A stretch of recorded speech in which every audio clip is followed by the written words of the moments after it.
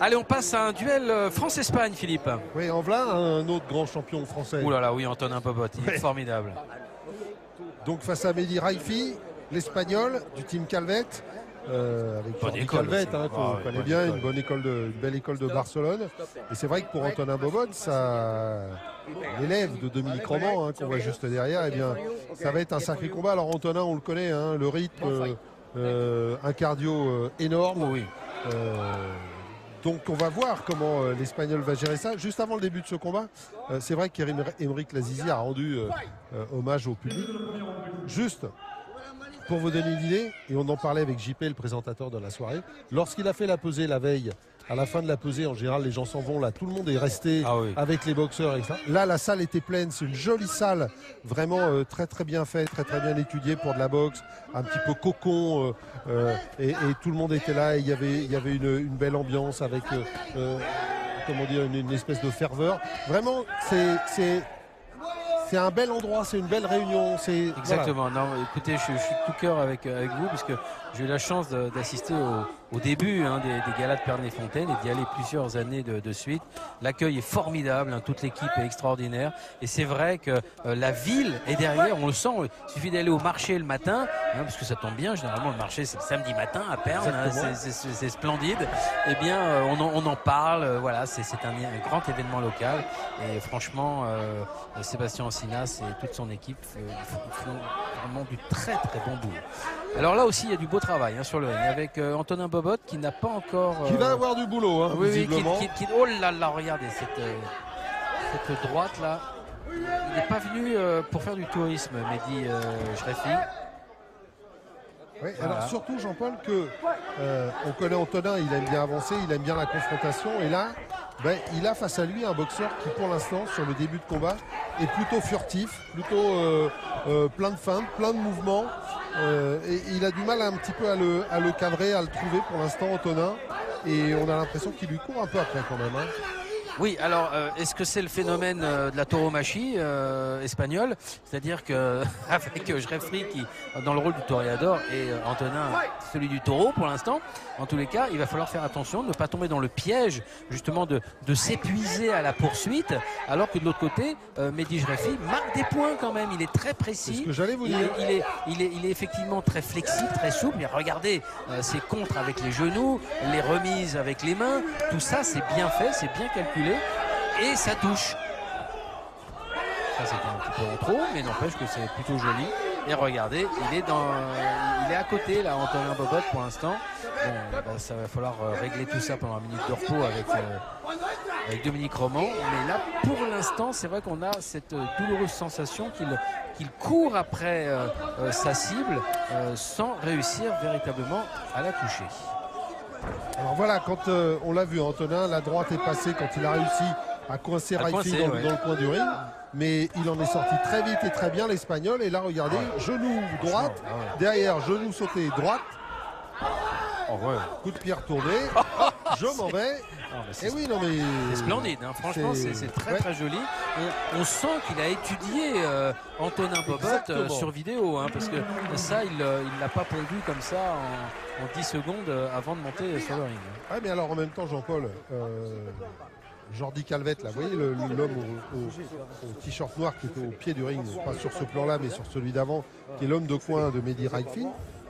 Ça fait plusieurs fois qu'il vit en France, il connaît bien la France, il adore ça, il connaît bien les réunions françaises et il connaît très bien Antonin Bobot parce qu'il l'a vu boxer plusieurs fois, donc nul doute qu'il a préparé son boxeur au mieux pour Antonin, et c'est vrai que Antonin, on le connaît, Jean-Paul, on sait comment il est. Alors, souvent, il est très généreux, souvent ça étouffe ses adversaires complètement. Là, il est confronté à un autre problème. Il a un jeu de jambes, il a des déplacements formidables, Mehdi Jrefi. Donc attention, il faut qu'Antonin, on peut faire confiance à Dominique Roman qui a dû recadrer tout ça. Et on va le découvrir dans la deuxième reprise. Oui, parce que Antonin, vous parliez tout à l'heure de fatigue, de cardio et tout. Antonin, il est quand même capable de faire 25 rounds là, au même rythme. Donc ça, c'est voilà.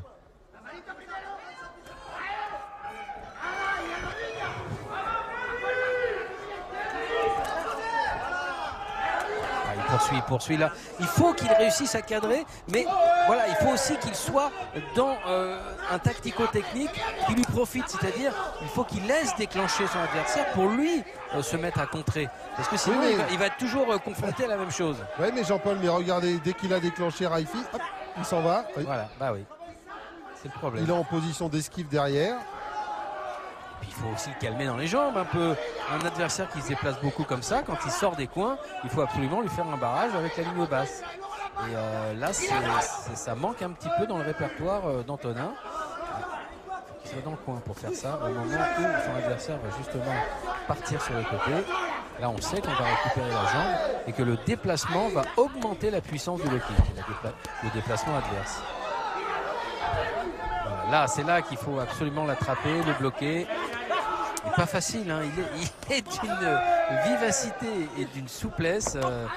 Et puis Raifi, c'est étonnant. Et puis Jean-Paul, ce qui fait la force d'Antonin, c'est le débit. Et là, pour le coup, le débit, il est aussi du côté de l'Espagnol. Ah oui, mais alors justement, le débit, il faudrait peut-être, je sais pas, le mettre un peu de côté pour l'instant, pour revoir la stratégie des déplacements. Et il faut réduire le robinet, hein, les canalisations. Il est plombier, dans un bobot, ça le connaît, ça, il n'y a pas de problème.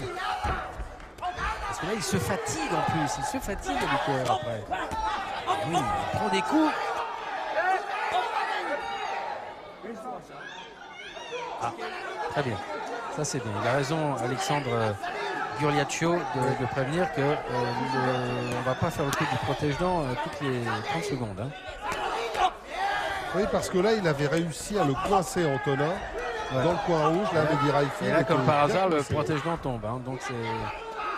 Il a eu raison de prévenir. Dans les jambes, finir dans les jambes. Casser ses déplacements. Hein. Parce qu'il n'aime pas prendre les coups, Mehdi Raifi, ça se voit tout de suite. Et c'est pour ça qu'il a un style comme ça, très furtif, effectivement.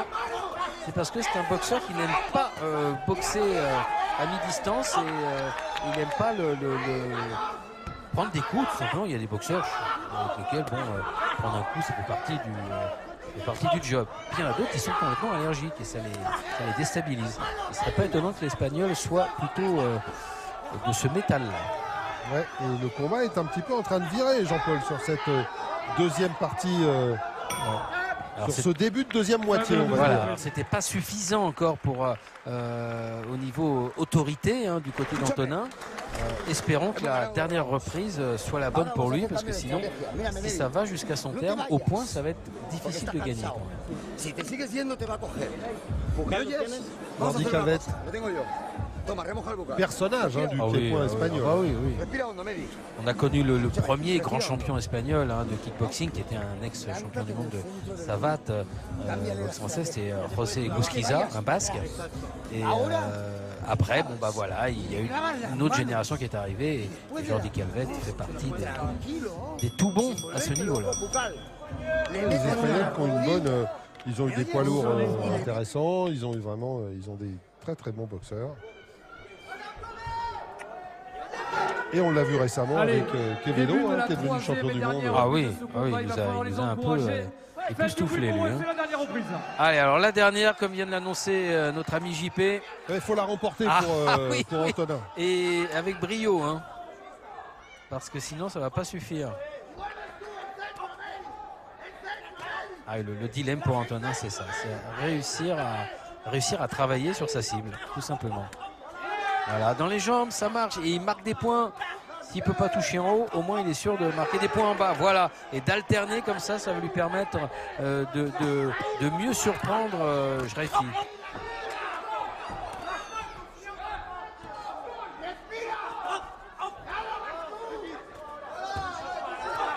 Voilà, regardez, il bloque tout de suite. Il n'aime pas du tout la confrontation de près. L'Espagnol. Ok, c'est bien ça, Antonin. Allez, faut durcir dans le coin. Voilà, le crochet droit. C'est bien. Crochet, oui. Et encore, pas oublier les jambes. Et finalement, le jeu de jambes va devenir moins précis pour l'Espagnol. On le sent déjà, Philippe, hein, dans ce troisième round.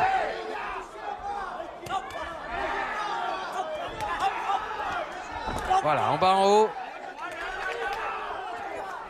les coups que le Français prend sont moins durs que ceux qu'il donne. Et puis surtout, Mais Jean-Paul, on quand voit même. bien que l'Espagnol Raifi, avec les jambes, est passé en mode défense. Il n'y a pratiquement que du front kick. Il n'y a plus beaucoup de tentatives de low kick, de choses comme ça. C'est fait du front kick, c'est pour se mettre à distance. Hein. Exactement. Et encore. Dès qu'il peut le prendre sur une posture un peu stable, il faut absolument qu'il arrose. Il a été touché.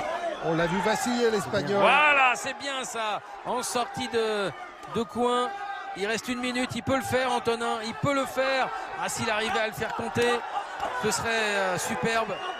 Ça nous rassurerait. Voilà, le crochet gauche.